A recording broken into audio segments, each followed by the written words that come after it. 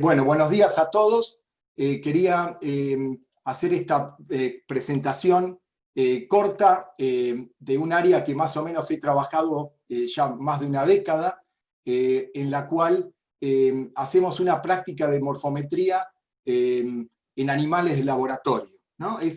Entonces quería comenzar con esta diapositiva, en la cual más o menos ejemplifica la idea que para hacer un buen estudio histomorfométrico tenemos que contar con buenas muestras histológicas. Entonces, acá contrastamos a la izquierda una muestra que es cualitativamente adecuada contra una muestra que no lo es. Entonces, si partimos de esta base, que con una muestra incorrecta, los datos no van a ser adecuados, básicamente.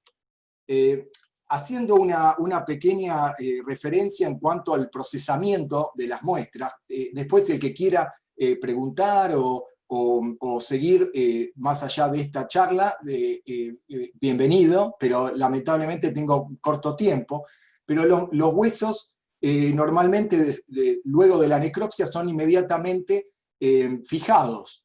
Y normalmente para que los fijadores y los solventes puedan penetrar la corteza o el tejido trabecular, hacemos una especie de erosión o removemos parte de la corteza del hueso para que puedan penetrar los fijadores. Los fijadores más comunes que usamos son o formalina baferada al 10%, también se puede utilizar en caso que se quiera usar, por ejemplo, estudios de histomorfometría o de inmunohistoquímica o otros análisis, hibridización in situ, se puede utilizar parafomaldehído al 4%. Las muestras no deben ser sobrefijadas, o sea, la exposición a la formalina no debe superar las 24 o 48 horas, consideren que son huesos de roedores más pequeños que los de mamíferos superiores como el humano, y las muestras son transferidas a etanol a un 70%, también considerando que el etanol es un fijador. Entonces, una consecuencia negativa de la sobrefijación de los tejidos es que los fijadores también son sustancias decalcificantes. Entonces, remueven el calcio de la matriz ósea y también remueve las sustancias fluorocrómicas con lo que marcamos, si queremos marcar los tejidos óseos. Bueno, después se hace un procedimiento, como cualquier técnica histológica, que se procede a la deshidratación por alcoholes crecientes, hasta alcohol absoluto, y después se pasa al solventes como el xileno, y se hacen luego la exposición con las resinas, que son las sustancias en las cuales se van a embeber, y se van a embeber las muestras. Entonces, normalmente usamos metacrilatos, que son resinas acrílicas, el metilmetacrilato, a una concentración de aproximadamente 85%, con un 15% de otro componente que es un plastizador, o sea, le da plasticidad a la resina. Se hacen baños o se expone durante 2 días, durante una secuencia de 2 o 3 baños, y después la última, o en los últimos se utiliza un acelerador de la polimerización, que es el peróxido de benzoilo, para poder catalizar la solidificación de las resinas. Entonces después las resinas polimerizan a una temperatura de 42 grados aproximadamente, y hay que sacar el oxígeno porque el aire inhibe la polimerización. Entonces hay que tener en cuenta todos estos parámetros. Y se puede usar, por ejemplo, una bomba de vacío o un desecador en el cual se utiliza para extraer el aire de las muestras. Bueno, otra cosa importante, una vez que las muestras ya están fijadas, están embebidas, y procedemos a la sección de las muestras, que es otra técnica también delicada, usamos cuchillas especiales de carburo de tungsteno, y las muestras tienen que estar cortadas aproximadamente 4 o 5 micras para la histomorfometría estática y 8 micras para la dinámica. Y las muestras tienen que estar bien pegadas al portaobjetos. Entonces usamos una especie de adhesivo casero que consiste en gelatina con glicerina, que es una sustancia como pegajosa. Entonces, una vez que la muestra es adherida sobre el portaobjeto, en esta gelatina se comprime con una especie de prensas que se usan en el horno, se pone en un horno a aproximadamente 50 grados durante 2 o 3 días. Y de esa manera quedan bien adheridas al portaobjetos.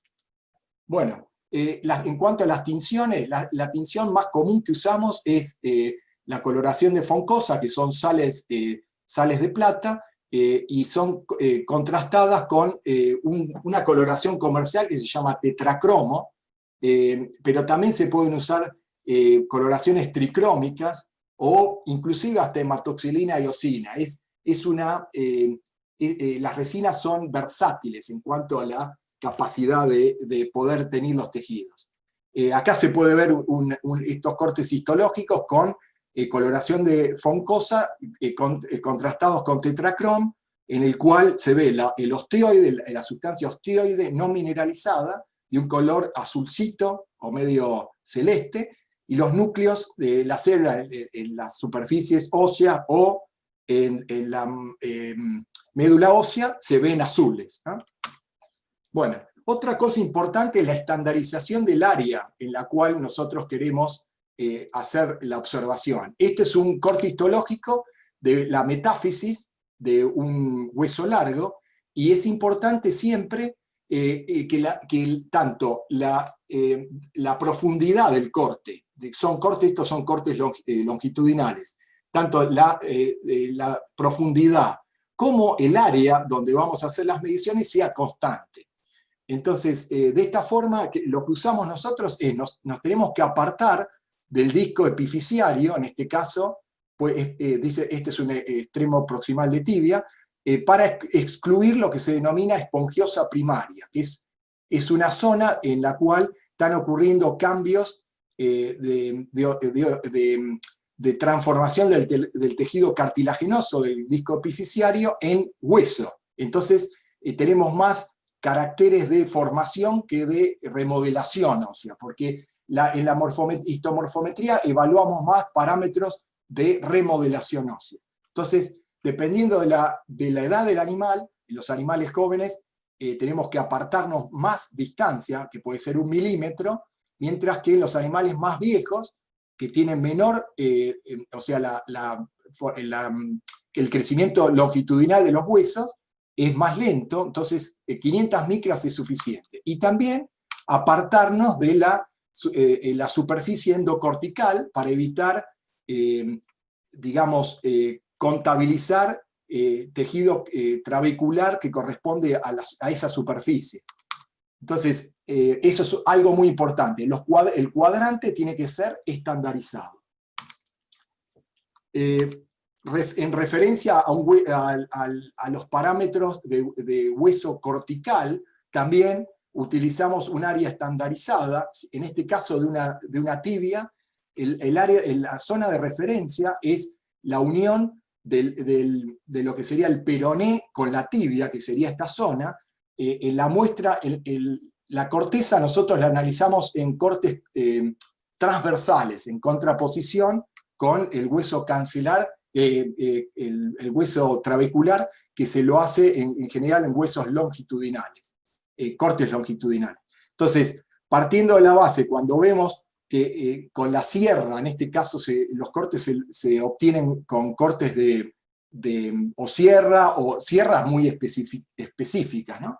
Entonces se puede identificar la unión del hueso cortical de la tibia con el peroné, y nos apartamos aproximadamente 1 o 2 milímetros, y ahí es donde vamos a hacer el hueso, el corte transversal para el análisis. Entonces estas serían imágenes de lo que podríamos observar para hacer lo que sería la determinación de la masa ósea. en el hueso trabecular, el parámetro que lo define es el volumen de hueso trabecular. Y acá vemos el contraste entre una metáfisis que es deficitaria en hueso trabecular en contraposición a una metáfisis que es rica y altamente densa en hueso trabecular. Entonces, estos valores se van a expresar en porcentaje del total del área de interés. En cuanto al hueso cortical, vemos el corte transversal, y el parámetro de masa ósea puede ser definido como el área total del hueso, de tejido óseo, que sería todo el perímetro del corte transversal, pero también se subdivide en lo que sería el área de la médula ósea, el área específico de hueso cortical, y la diferencia entre estos dos por subtracción se indica digamos, el grosor o el espesor del hueso cortical.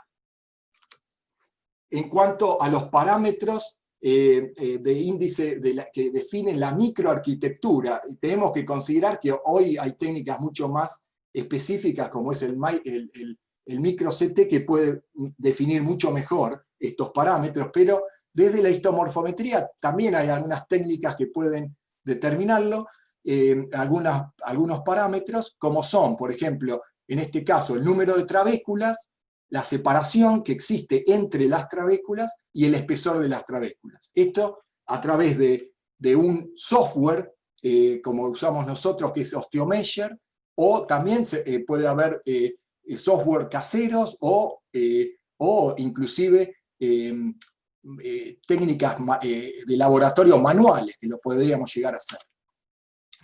Ok, entonces, en referencia a parámetros que definen la formación de hueso, acá incluimos algunos que son de histomorfometría estática y otros dinámica. Como en la primera diapositiva podemos contar el número de osteoblastos que hay en las superficies del hueso trabecular.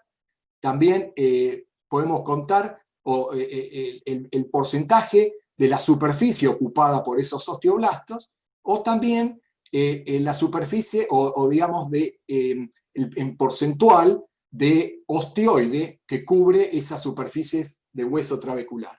Y en referencia a los parámetros dinámicos, se inyectan sustancias que son fluorocrómicas y se ven en microscopios de fluorescencia, que son sustancias que en general son derivados de la tetraciclina o sustancias fluorocrómicas porque bajo la luz ultravioleta dan color y tienen la propiedad de ser absorbidas por el hueso, digamos, por la hidroxiapatita de la matriz mineralizada. Entonces, la distancia que existe entre esas sustancias fluorocrómicas en cuanto a intervalo de tiempo medido en micras define digamos, la cantidad de hueso que fue formado durante ese periodo de tiempo. En el hueso cortical, básicamente medimos, usamos la histomorfometría dinámica y se miden tanto los parámetros de superficie que es mineralizada, de superficies que son mineralizadas por una banda o simples o dobles, pero también medimos el índice de formación ósea, que es, como ya dije, la distancia que existe entre esas bandas, dividido el intervalo de días, que mide la cantidad de hueso formado por día en micras. Y eso también un valor integral, que es el índice de formación ósea, que incluye la superficie mineralizada multiplicada por el índice de aposición mineral. Entonces, esto se mide tanto en la superficie perióstica como en la superficie endocortical. En cuanto a algunos detalles que quería dar de diferencias en referencia a la edad, los animales, cuanto más jóvenes son, los osteoblastos son células que tienen una morfología más cúbica o cilíndrica cúbica, mientras que los animales viejos, las ratas, muestran células planas o cúbicas bajas. Entonces, esto hay que tenerlo en cuenta. para no confundirnos en la evaluación histomorfométrica. Otro parámetro importante en base es los animales cuanto más viejos, el índice de formación ósea es inferior. Entonces, este criterio o este parámetro hay que considerarlo especialmente a la hora de definir digamos, la estrategia del uso de fluorocromo. Cuanto los animales son más viejos, el intervalo entre las sustancias fluorocrómicas va a ser mayor que en los animales más jóvenes. Si no, corremos el riesgo de perderlas. Y en cuanto a la comparación con los ratones tienen muchísimo más acelerado el índice de aposición mineral. Entonces, tenemos que bajar también significativamente el intervalo de día, que puede ser el 50% en general de lo que se hace en las ratas, y también considerando la edad. Bueno, esto era lo... Bueno, en referencia a los parámetros de resorción ósea, no hay, lamentablemente no hay parámetros de resorción ósea dinámica, son todos estáticos. Entonces, son tres los que lo definen. Uno es la superficie en porcentual cubierta por osteoblastos, otro es el número de osteoblastos por milímetro de superficie, y otro es las superficies erosionadas, que pueden no necesariamente tener osteoclastos, que se miden porcentual.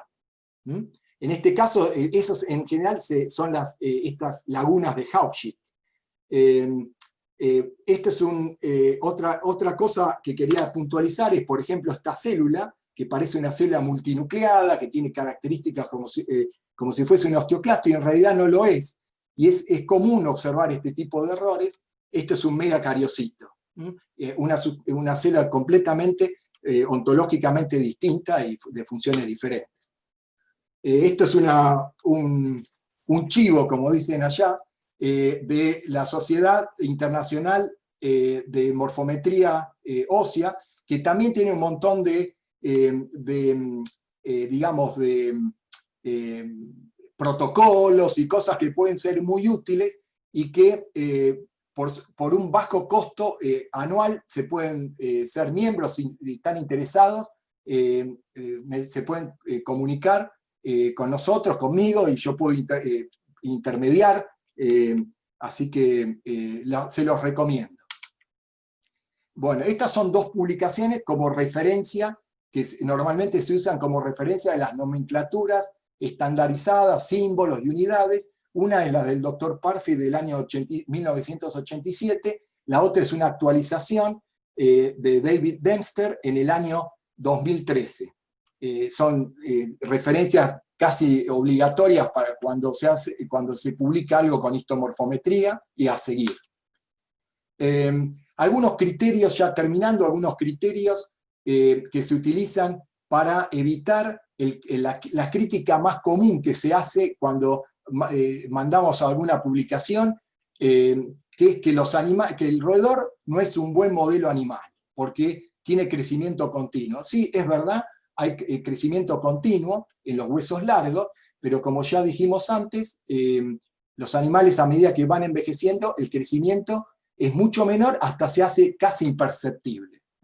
Entonces, como estrategia se puede usar siempre evitar la zona espongiosa primaria, y cuanto más mejor, utilizar animales de edad mayores de 6 meses, y también se puede alterar el uso del hueso. Se puede usar un hueso largo, pero en vez de hueso axial, como es una vértebra lumbar, que tiene un índice de formación mineral mucho más retardado.